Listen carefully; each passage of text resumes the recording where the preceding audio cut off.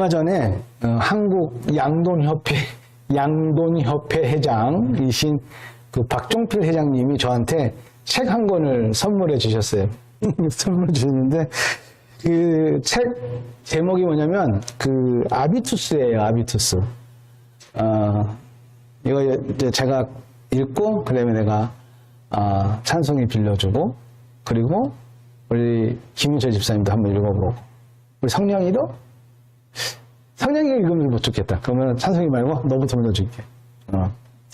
그 서문을 제가 이렇게 쫙 봤어요. 서문을 쫙 읽어봤는데 어떤 얘기가 나오냐면 크랩 멘탈리티라는 게 크랩 이제 개 있죠, 개 옆으로 가는 크랩 멘탈리티 효과라는 게 원래 이 심리학적 용어래요. 그런데 어부들이 그 크랩 개를 이제 난 이 책을 읽고 나는 알았네. 잘 들어보세요. 어부들이 그 개를 그물에서 잡으면 못 도망가게 어디다 딱 놓지 않고 그냥 바구니에다 막 던져놓습니다. 근데 그 개들이요 충분히 자기가 스스로 기어 올라서 그 바구니에서 탈출할 수 있다는 거예요. 그런데 어부들은 그냥 던져놓는다는 거예요. 계속 바구니에다. 그 이유는 개들이 일단 도망 못 간다는 거죠. 근데 개들은 충분히 기어 올라서 바구니를 탈출할 수 있는데 어부들은 그렇게 한다는 거예요. 왜요? 이게 보세요. 한번 생각 보실 거예요. 개가 바구니를 타고 올라오면 그 옆에 있는 동료 개가 끄집어낸다는 거예요. 이해되시죠? 한 개가 삑삑 올라가면 그 뒤에 있는 개가 다리를 탁 잡아서 자기가 올라가려고 하다 보니까 전부 다 그 바구니를 탈출을 못 한다는 거야. 이게 크랩 멘탈리티 효과라는 거예요. 그러면서 우리가 선택할 수 있는 세 가지의 경우의 수, 뭐 이렇게 있는데, 이건 제 얘기가 아니고 그 서문에 나오는 거예요. 첫 번째는 뭐냐면, 아무런 도전하지 않고 다른 개를 방해하며 살 것인지. 두 번째는 조금 오르다가 쉽게 좌절할 건지. 조금 해보다가, 에이씨, 안 되는구나 하고 그냥 좌절해버릴 건지. 마지막 세 번째는 아니면 끝까지 기어 올라서 결국 바구니에서 탈출할 건지. 지금까지 여러분이 어떤 개였던 앞으로는 더 나은 꿈을 꾸기 바라며 이 책을 썼습니다라는 게 이제 책 서문에 나와요. 이 책은 아비투스라는 게 저도 무슨 말인가 찾아보면 이 아비투스라는 게 타인과 나를 구별짓는 취향, 습관, 아우라. 아우라가 뭔지 알아요? 네, 아우라, 분위기. 인간의 품격을 결정짓는 7가지의 자본이 있다고 합니다. 인간의 품격을 결정하는 7가지의 자본이 있는데 가장 첫 번째로 내세울 수 있는 자본이 어떤 것이 있을까요? 김은지 집사님. 인간의 품격을 결정짓는 자본이 있다면 첫 번째 어떤 게 갖춰져야 될까요? 네? 네? 말투. 오, 말투. 우리 성령이는? 뭐래? 뭐? 성격. 아니, 그러니까 품격을 결정하는 7가지의 자본. 말투라고 그래서 말투. 말투 있어요. 그 자본 속에 말투 있습니다. 우리 사모님 어떤 거? 그 사람의 품격을 결정짓는 7가지의 자본이 있대요. 갖고 있어야 할 자본이 있다라는 거야. 인성, 예의. 뭐? 저는요, 처음에 그 회장님이 저한테, 목사님, 품격을 나타내는 자본이 있다는데, 목사님은 어떤 게 있어야 될 것 같아요? 라고 물어서, 저는 뭐라고 대답했냐면, 돈이요, 이랬습니다, 돈. 돈이 있어야 됩니다라고 얘기했더니 아 그렇죠. 돈도 있어야 돼요. 그 품격에는. 근데 첫 번째로 이 작가가 뽑은 게 뭐냐면 심리 자본입니다. 심리 자본. 심리 자본. 왜 그러냐면 혹시 우리 이런 말 있죠. 그 사람은 급이 달라 이런 말 들어봤죠. 급이 달라. 아, 저 사람은 급이 달라. 여러분 이 말은 보통 돈이나 외모 어떠한 출신 배경을 뜻하는 경우는 극히 드물다는 거야. 그래서 보통 급이란 그 사람이 가지고 있는 마음의 크기, 마음의 그 사이즈 이런 것들을 이제 그릇을 말하는 건데 예를 들어 보자면 불치병에 걸렸어요. 그런데 자기가 지금 불치병에 걸렸음에도 불구하고 정말 그 불쌍하거나 좀 그 타인들을 위해서 헌신하고 봉사하면서 즐겁게 자기의 그 삶을 이어가는 사람들 급이 좀 달라 보이죠. 뭐 쉽지 않아요. 저는 우리 김봉근 원사님이 8시 20분에 소천하셔갖고 제가 병원 딱 가니까 30분이었고 우리 이장님하고 권사님이 25분에가 도착했다고 그러는데 그 요양사 손을 붙잡고 아버지 하고 소천하셨대요. 그거 쉬울 것 같아요? 저는 제가 그랬어요. 난 장담 못한다. 여러분 이게 몰라서 그런 거지 이 죽음이라는 어둠이 딱 들이닥치면요 이 심리적 멘탈리티가 얼마나 그러겠어요. 그냥 물론 막 이런 경우도 있겠죠. 뭐 링겔 다 꽂고 뭐 그냥 그 무의식 속에서 그냥 숨을 거두시는 경우도 있겠지만 그럼에도 불구하고 아버지라고 할 수 있었던 건 그분은 결국 누구를 본 거예요? 천군 천사를 본 거예요. 천군 천사를 봤으니까 아버지 하고 소천할 수 있었던 거고 믿지 않는 그런 세상의 사람들은 누구를 봐요? 어둠을 보죠. 바짝 얼어가지고 원래 이런 말이 있어요. 우리나라 말에 정뗀다 그러잖아요. 정뗀다. 돌아가실 때 표정을 정떼기 위해서 가장 험악한 표정을 짓는데요. 그거 험악한 표정을 짓는 게 아니라 어둠이 오면 자기도 모르게 순간 그렇게 되는 거죠. 근데 살아있는 우리는 그 모습을 보고 정 빼려고 돌아가시는 분이 그런 표정 짓다고 하는데 그건 그런 게 아니에요. 그만큼 이 급이라는 건 뭐냐면 우리 그 레미제라블에 보면 은촛대를 가지고 훔쳐가지고 도둑 그 장발장이 도망가다가 경찰에 잡히잖아. 그러니까 그 신부가 와가지고 왜 이거 한 개 더 안 가져갔냐 이러잖아. 우리 같으면 이 도둑은 맞다고 할 건데 그 신부님은 이거 왜 안 가져갔어? 이렇게 그 순간 그렇게 하시잖아. 급이 다른 거지.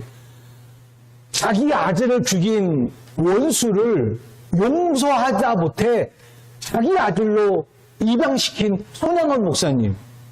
급이 다른 거지, 이런 분들은. 이 마음의 그릇이 급이 다른 거예요. 그래서 인간을 강하게 하는 자원 중 제일 먼저 뽑은 것이 뭐라고요? 심리자본이라는 거예요. 희망이나 자신감, 막 절대적인 긍정적인 사고, 이런 것들이 다 심리자본에 들어가는 거예요. 조그만 일에도 막 멘탈이 무너져. 막 조그만 일에도 막 삐지고, 조그만 일에도 작은 일에도 마음이 상하고, 뭔가 막 마음이 다치는 사람들도 있잖아요. 이런 사람들은 이 책을 통해 가지고 좀 심리 자본을 뭐 할 필요가 있다. 단련시킬 필요가 있다. 아주 참 좋은 책이에요. 근데 그 탈출하는 방법은 예를 들어서 자기 심리가 좀 약한 사람들, 은둔형이라든지 소심형이라든지 이런 사람들은 탈출하는 방법은 한 가지밖에 없어요. 자신감이 넘치고 에너지가 넘치는 사람 옆에 뭐 하면 있어요? 그래서 바로 붙어 있으면 돼요. 그러면 됩니다, 그게 탈출하는 방법이야. 그래서 아비투스라는 책을 제가 읽으면서 오늘의 말씀의 제목하고 연관성이 좀 있더라고요. 오늘 말씀의 제목이 뭐예요? 내 자신과 싸우라. 내 자신과 싸우라. 우리는 주님의 자녀로서 세상에 대해 끊임없이 자신과 싸우고 긍정적인 사고방식을 발달시키고 자아를 통제하며 역경을 견디는 여러분이 되시기를 주님의 이름으로 축원합니다. 자신과 싸워서 세상을 이기는 여러분이 되시라는 얘기예요. 이 시대에. 오늘 말씀의 개요는 이렇습니다. 느헤미야가 누구였어요? 술 간원장이었어요. 술 간원장은 누구냐면 왕이 음식을 먹기 전에, 술을 마시기 전에 미리 한 모금 마시는 사람이야. 왜? 거기에 독이 탔을까봐. 그러니까 어느 정도 이 믿음이 가지 않고는 이 자리에 오를 수 없는 거죠. 그런 사람이 어느 날 갑자기 수심이 가득합니다. 수심이 가득한, 이 수심이 가득한 건 또 이건 껐다 잘못하면 왕한테 죽임을 당할 수 있는 거예요. 왕 앞에서 그런 표정 지으면 안 되니까. 근데 왕이 그렇습니다. 아니, 헤미야, 무슨 일이야? 무슨 걱정이 있니? 왜 그래? 이랬더니 나한테 말을 해보렴. 내가 들어줄게. 근데 참 믿는 사람들은요, 참 믿음이 강한 사람들은 참 경솔하지 않아요. 그런 와중에도 제가 생각하고 말씀을 드리면 안 될까요? 이렇게 얘기하는 거야. 참 얼마나 경솔하지 않아요. 신중하지 않아요. 그래서 결국 왕에게 얘기합니다. 지금 우리나라 이스라엘의 예루살렘 성이 다 불타고 다 무너져서 그 성을 다시 건축하고 싶습니다. 저를 보내주시면 안 되겠습니까? 그랬더니 왕이 가서 하고 와라. 그러면서 이 느헤미야가 제가 필요한 것이 백향목부터 시작해서 건축 도구까지 다 왕한테 받아가지고 갑니다. 그래서 이스라엘에 와서 예루살렘에 성을 딱 건축을 했단 말이죠. 건축을 했는데 문제는 예루살렘의 성이 건축이 되고 나면 거기에 누가 있어야 돼? 사람들이 있어야 되잖아. 그런데 신기하게도 딱 분위기가 천신만고 끝에 예루살렘 성을 재건축했는데 그 안에 살아야 할 사람들이 전부 다 주저주저 하는 거예요. 본문 말씀에 보니까 이 주저주저 하니까 어떤 일이 생겼냐면 제비를 뽑았다는 거야. 서로 안 살려고 하니까. 제비를 뽑아서 10분의 1만 거주하고 나머지는 바깥에 나가서 살고. 제일 먼저 물론 지도자들부터 거주하게 하였고 나머지들은 다 제비 뽑아서 10분의 1만 하게 했다라는 거예요. 여러분 여기서 거주하다의 동사 히브리어 야샤브는 말처럼 거주하다 리브가 아니고 억지로라는 말이 좀 들어가 있어. 의미가. 그러니까 거주하였다라는 말에 나는 살고 싶지 않았는데 억지로 살게 했다라는 말이 포함되어 있는 거야. 좀 이상하죠? 제비를 뽑을 정도로. 예루살렘 성에 사람들이 살지 않으려고 하니까 제비까지 뽑아서 억지로 살게 했다는 거예요. 왜 그랬을까? 왜 그랬을까? 여러분, 예루살렘 성은 우리가 크게 두 가지 의미가 있는데 첫 번째는 그냥 천의 요새. 언덕 위에 있으니까 천의 요새고 두 번째가 가장 큰 건데 이 두 번째는 뭐냐면 예루살렘 성은 종교적인 특성이 강한 의미가 있는 거죠. 아브라함이 이삭을 바치기 위해서 모리아 산으로 해서 왔었던 그 성, 거기가 예루살렘 성이고 또 결국 많은 이스라엘 백성들이 예루살렘에 올라와서 뭘 했어요? 예배를 드리고 제사를 지내고 이렇게 했단 말이야. 자, 그런데 문제는 뭐냐면 이 예루살렘 성 위에 있다 보니까 여기에는 산업이 발달하지 않았어. 그래서 여기 사는 사람들이 좀 가난해.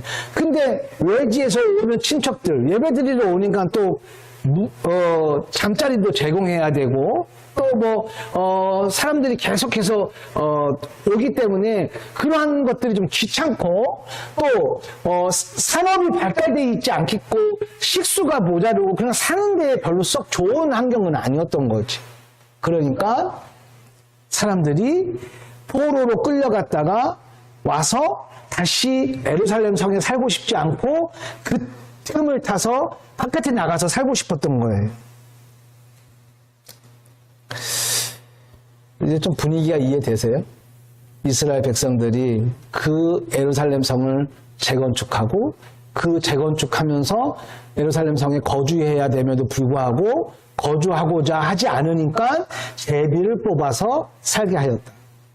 근데 왜 거주하기 싫었냐면 첫 번째는 식수도 많이 부족할 뿐만 아니라 산업이 발달하지 않았기 때문에 조금 가난했단 말이에요. 뿐만 아니라 예배를 드리고 제사를 드리고 그런 많은 절기를 통해서 사람들 친척들이 오면 다 그거 대접을 해야 되는데 그게 자기의 형편이 좋지 않으니까 그것 또한 자기에게는 부담이 됐던 것들이죠. 그러니까 예루살렘 성에 거주하고 싶지 않았던 거예요. 이해가 되시죠? 이것을 가지고 우리가 지금 우리의 시대로 한번 살짝 바꿔보면 어떨까요? 코로나가 우리 한국교회가 지금 현재 이런 분위기가 아닌가 싶어요. 코로나로 인해서. 저와 여러분들이, 또 많은 성도들이, 코로나로 같이 예배드리지 못하고, 같이 교제하지 못하고. 근데 그게 어떤 분들에게는 어떻게 돼요? 좀 편해졌어요. 그냥 온라인으로도 예배를 드려도 되는구나 라는 마음들이 점점 편해지고 이게 만연해지거나 이게 아예 자리가 잡혀져 버리면 주일날은 아마 목사님 혼자만 예배를 드리고 모든 성도들은 다 산으로 강으로 다 갈란지도 몰라요. 코로나가 그렇게 우리를 만들었다는 거죠. 그럼에도 불구하고 10분의 1은 예루살렘에 거주했던 거주하고 싶지는 않았지만 거주했던 그런 분위기, 아마 지금과 같은 분위기인 것 같아요. 또 교회가 교회답지 못하는 이유로 교회를 떠나버리고 세상에서 그냥 자유롭게 자기의 어떤 욕구와 자기의 그 생각대로 사는 경우, 그래서 예루살렘 성은 지금 현재 텅 비어버렸다라는 겁니다. 몇몇 사람만 남고 하나님의 노여움과 심판을 받은 성읍을 바라보면서 누가 다시 세울 생각을 했겠어. 그런데 그곳이 바로 우리에게는 신앙이 텅 비어버린 곳이고 말씀이 텅 비어버린 곳이고 신앙의 그 소위 아우라, 신앙의 그 분위기가 텅 비어져 버린 곳이 되어버렸다는 거예요.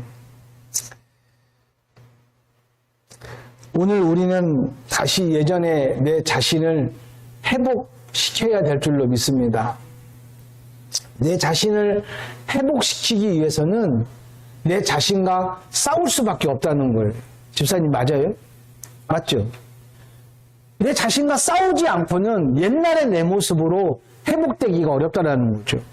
옛날에 내가 예루살렘에서, 예루살렘은 뭐 영적으로는 교회 아니겠어요? 옛날에 그 내 모습들, 이런 것들이 오늘 우리에게 필요한 모습들인데, 우리가 코로나나 또 교회답지 못한 여러 가지 안 좋은 모습들을 보면서 많이 실족하게 되고 많이 다운되게 되고 그러다 보니까 저와 여러분들이 이 시대에 이 말씀을 가지고 내 자신이 좀 회복되어지기를 주님의 이름으로 축원합니다. 로마서 12장 1절에 너희 몸은 하나님이 기뻐하시는 거룩한 산 제물로 드리니라, 이는 너희가 드릴 영적 예배니라, 이렇게 말했어요. 그러니까 오늘 우리가 내 자신과 싸워서 회복시켜야 되는 것들이 있다면 싸워야 된다는 거죠. 그 첫 번째가 바로 뭐냐면 예배의 자리를 피하고자 하는 마음이야. 예배 자리를 피하려고 하는 마음들. 우리 성도들은 뭐 예배에 잘 드리고 있으니까 문제가 되지는 않는데, 예배의 자리를 피하고자 하는 마음이 있다면 싸워야 된다는 거예요. 예배는 말씀이 있습니다. 아멘. 말씀을 세상을 이기는 가장 큰 무기라는 거예요. 말씀은 여러분에게 이 시대를 살아갈 지혜를 주시는 줄로 믿습니다.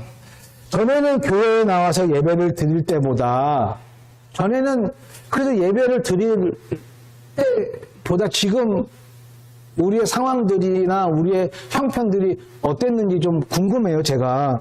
그런데 예배를 통해서 또 말씀을 통해서 여러분이 하나님의 자녀로 세워지고 뿐만 아니라 자신을 회개할 수 있는 그러한 은혜의 자리도 줄 수 있는 거라는 거죠. 그래서 싸워야 된다는 거예요. 예배의 자리를 회복하자. 아멘이에요. 근데 예배의 자리에는 뭐가 있어요? 말씀이 있다는 거죠. 말씀은 곧 나의 병을 고쳐주시는 줄로 믿습니다. 제가 신학교 4학년 때였어요. 신학교 4학년 때 이제 그만두려고, 여기까지 하나님이 나를 인도하셨나 보다. 참, 우리 이런 말 잘해요. 안 풀리거나 자기가 막히거나 그러면 하나님이 날 여기까지 인도했나 보다. 제발 그제 그런 말 좀 안 했으면 좋겠어요. 근데 저 또한 그랬어요. 하나님이 여기까지인가 보다. 그런데 이사야 40장 31절에 오직 여호와를 앙망하는 자는 독수림과 같이 날개치며라는 말씀이 나한테 딱 주신 거야. 그러니까 그 학장님이 설교를 하는데 그 설교 내용 중에 여호와를 앙망하는 자는 새 힘을 얻으리니 독수리가 날개침과 같은 힘을 준다는 거예요. 결국 내가 뭐만 다시 회복하면 돼요. 여호와를 앙망하는 것만 회복되면 되는 거잖아요. 그래서 내가 눈물을 흘리면서 아버지 알겠습니다. 아버지 감사합니다. 나를 고쳐주신 거예요. 나의 병을 고쳐주셨다는 거예요. 또 이런 적도 있었어요. 창세기 28장 15절에 야곱에게 하시는 말씀인데 제가 언제 교회를 떠나야 할 날이 있었어요. 근데 그때 저에게 기도원에서 그 목사님이 설교를 하시는데 이 말씀을 딱 주시는 거예요. 어떤 말씀이냐면 내가 너와 함께 있어. 내가 어디로 가든지 너를 지키며 너를 이끌어 이 땅으로 돌아오게 할지라. 내가 내게 허락한 것을 다 이룰 때까지 너와 함께 하리라. 너를 떠나지 아니하리라. 별로 감동들이 없네요. 남의 일이라 그런지.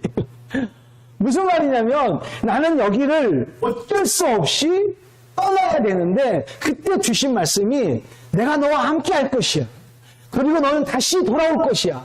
내가 다 너한테 이르기까지 내가 너를 떠나지 아니할 거야. 그 말씀을 딱 주시는데 내 마음의 병이 싹 고쳐지더라고. 그러니까 여러분 내 자신이 싸워야 되는 거 예배의 회복, 말씀의 회복인 줄로 믿습니다. 그래야 내 병을 고칠 수 있다니까요. 아멘이에요.